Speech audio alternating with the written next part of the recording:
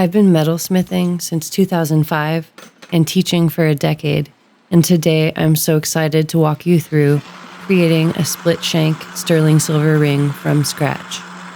Even if you've never tried silversmithing before, by the end of this tutorial, you'll know exactly how to fabricate your own sterling silver ring without feeling lost in a sea of tools and techniques.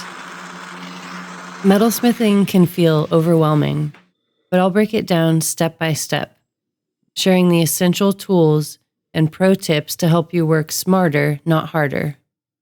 So if you're ready to turn raw silver into a simple yet stunning ring, let's get to it.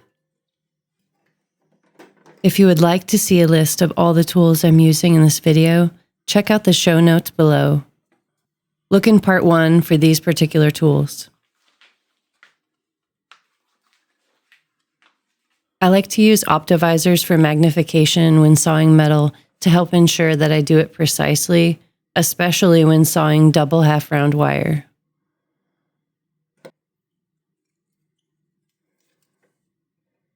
I use dividers to measure and score metal. Hook one leg of the dividers on the edge of the strip and scribe a line parallel to the metal's edge. Repeat on the other side. Use cutting lube when sawing. Support the metal on the bench pin, holding it still while moving the saw blade up and down at a right angle. Cut the end of the ring shank open on each side, sawing until you reach where the scribed lines meet. Pro tip: if you're struggling to get your saw blade to start cutting, file a small groove with a triangular file and then try sawing into that groove again.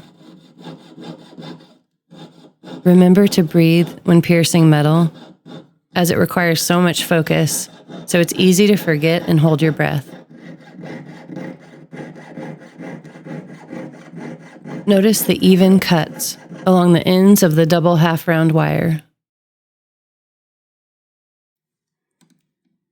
Use the small screwdriver to pry the shank apart along the cut line. Shimmy it side to side while holding the wire stable and pushing the ends open into a letter V shape. Pry with the screwdriver parallel to the silver wire, and then pry with it perpendicular to the wire. Repeat this motion on both sides. If you've gotten value from this video so far, please give it a thumbs up and subscribe to this channel to get more metalsmithing tips, education, and inspiration. Measure with dividers to confirm that the split shank wire is splayed evenly on both sides. Use a ruler and Sharpie to mark lines perpendicular to the ring shank, where excess material will be cut off. The goal is to make the ends of the ring shank flat for a better fit on the solder seam. Saw with the blade parallel to the material in order to cut both splayed ends simultaneously to assist in cutting a straight line. Be sure that you stay tuned until the end of this video, where I will show you a tiny hack that changed my soldering game forever. Repeat this process on both ends, continuing to cut until you've removed any excess material that would get in the way of a clean solder joint. Some jewelers like to save all of their cleanup until the end. I prefer to file and sand as I go because it's much easier to access this area now than later.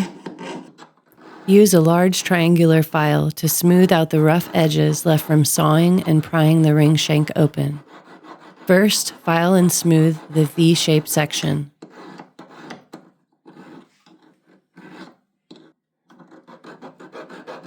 Next, round each side of the wire, especially along the cut edge. Move the file back and forth while rotating the wire to help round the edges.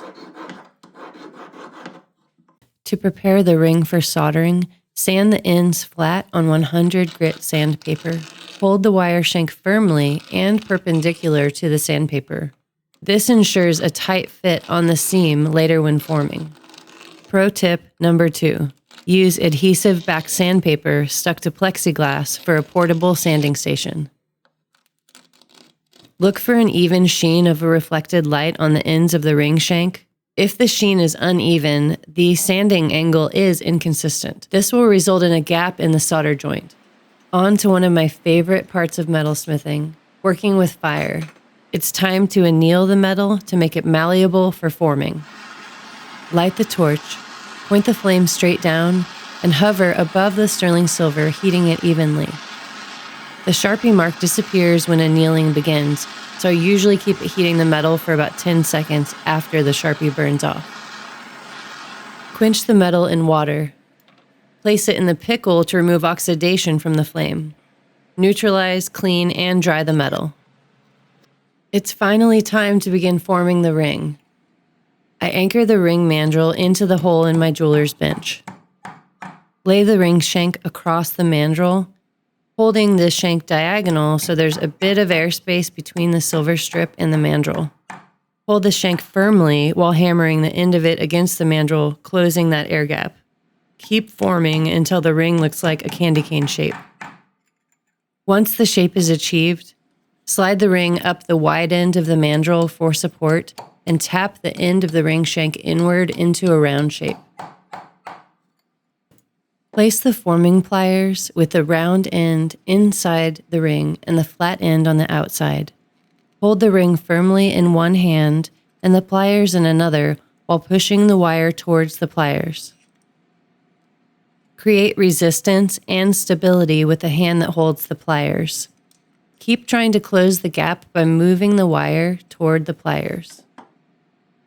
Notice that the metal isn't moving much anymore. It became work hardened from forming. It's time to anneal the metal again to make it malleable. Do you see that little blue cone inside the flame coming out of the torch tip? The hottest part of the flame is a few millimeters outside of the cone. Keep the cone of the flame hovering about 2 millimeters above the metal while heating evenly. Question of the day: what topic do you want me to cover in a future video? Drop your comment below and your idea might be featured next. At this step, the goal is to close one side of the solder seam at a time. Use the forming pliers and chain nose pliers to move the metal gradually and create a tight fit. Notice that when the ring is turned over, there is a visible gap at the solder joint, which means adjustment is necessary.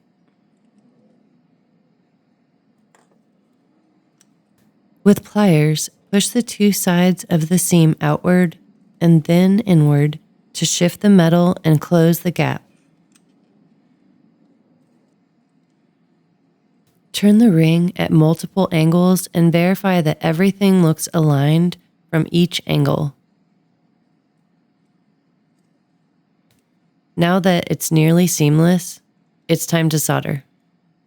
A list of tools I use for soldering is available in part 3 of the show notes in the description below. Cut a piece of hard solder, apply flux to the ring, and place it with the seam side down on top of the solder. Be sure the solder is making contact with the metal or else it won't flow. When soldering, heat the entire ring evenly. Don't focus solely on the solder seam. Heat everything. Pro tip number 3. It's the heat of the metal, not the heat of the flame, that makes solder flow. Note that when the metal is being soldered, it also gets annealed. If you like my teaching style and you'd like to learn metalsmithing with me, check the description box below to see details about how you can work with me. Here, my goal is to prepare the other side of the solder joint by moving the metal with pliers until it is seamless. To check, hold it up to the light and make sure no light passes through. If you hear a click when adjusting the metal, that is a good sign because it means the metal is making excellent contact. Up next, here's the simple hack that changed my soldering game, what I call reverse gravity soldering. By placing solder under the seam instead of above it, the solder is weighed down so it can't move where I don't want it. It's very clear when the solder flows because when it becomes molten, the ring drops downward towards the fire brick while the solder flows up, filling the seam. Heat the entire ring evenly until the solder flows all the way. With soldering done, I can now finish forming the split shank ring.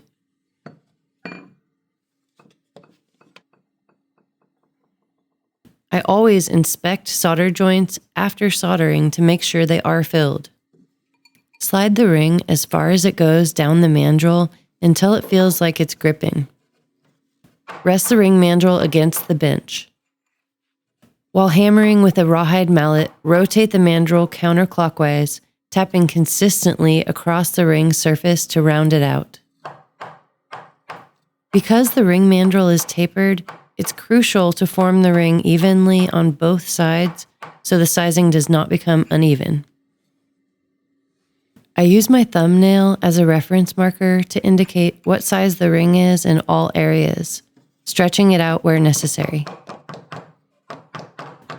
If the ring becomes stuck on the mandrel, tap it gently from the opposite side, tapping around its edge until it slides off the mandrel. Make sure that both the base of the ring and the split section of the ring are sized evenly on both ends. My mission as an educator at Shalena White Studios is to empower and inspire metalsmiths of all levels to create with resilience by simplifying the complex art of metalsmithing and making it fun. Again, I use my thumbnail as a placeholder to ensure I've sized the ring evenly. When stretching out the ring, slide the head of the mallet parallel to the ring mandrel, gently tapping along the outer edge while rotating the mandrel in a circular motion.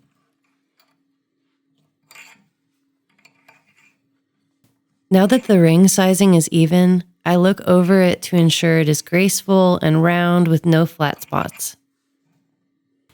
I hope you found great value and joy in the process of creation with me. Check out video part 2 of this series, where I share industry polishing secrets, my favorite tumblers for finishing, and the best polishing tool I wish I had known about when I started metalsmithing.